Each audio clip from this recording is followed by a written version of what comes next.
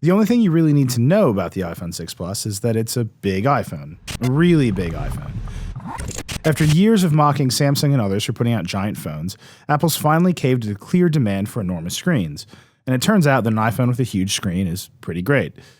The iPhone 6 Plus is enormous. Although it's a similar size to the Galaxy Note 3, it feels bigger than the Samsung when you hold it. It's taller and thinner, and getting your hand all the way around it isn't easy. Between the size and the slippery curved aluminum edges, I prefer using it in Apple's leather case. This might be the first iPhone that's better in a case, actually. I'm not a big fan of the weird antenna lines and protruding camera lens in the back of the phone, and a case hides all those things nicely. Of course, the reason this thing is so big is the 5.5-inch 1920 by 1080 Retina HD display, which looks fantastic. It's the highest pixel density screen Apple's ever shipped on a phone, and it's definitely brighter and sharper than the previous Retina displays. It's not as super saturated as Samsung screens, but it looks far more accurate, especially when you're taking photos. Until apps are updated to support this bigger screen, you'll definitely see some fuzziness since the phone just makes everything about old apps bigger. Even the menu bar gets bigger, which makes it feel like you're using a phone for old people.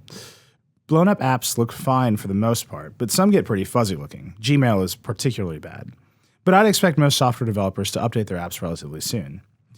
But you don't need these updated apps to appreciate the screen right away. It's just so big and gorgeous, and browsing the web and watching videos on it is a joy. Video in particular is terrific. I watched a Packers game for a couple hours on the 6 Plus and never thought about switching to a TV. It's that good. Of course, watching video on any big screen phone is great, so it's up to Apple to figure out how to take better advantage of this new size that's in between an iPhone and iPad. It's starting slowly. Apps that are updated for the bigger screen can take advantage of some new features that make the iPhone 6 Plus almost like a smaller iPad.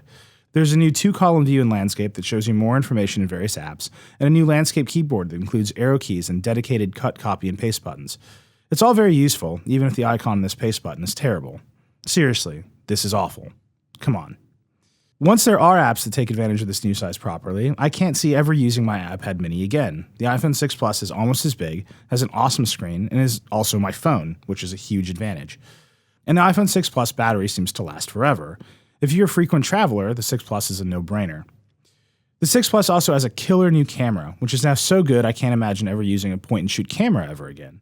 It's still 8 megapixels, but Apple's added what it calls focus pixels for faster focusing, and it really works. This thing takes pictures fast. You can also take 240 frames per second slow-motion videos, which is awesome, and the 6 Plus has optical image stabilization, which makes it even better in low light than the iPhone 6. It's just an amazing little camera. But apart from the huge screen and terrific camera upgrades, the iPhone 6 Plus is still very much an iPhone. iOS 8 offers a wealth of new improvements to the basic experience of using an iPhone, but there's nothing drastically new here. Apple Pay looks like it will be the first successful mobile payment system ever, but it's not rolling out for another month or so. And new features like Wi-Fi calling and voice over LTE might finally bring voice calling into the modern era, but the carriers have to support them first. So right now the iPhone 6 Plus is really just an iPhone with a huge screen. If that's what you're looking for, you should get one. You won't regret it. But eventually the iPhone 6 Plus has the potential to be much more. After being on the road for a few days, I found myself using it for everything. My laptop and my iPad remain safely tucked away in my bag. This is the future of phones, and it's a future Samsung and others have been chasing for a while. The iPhone 6 Plus might be late to the game, but it's off to a great start.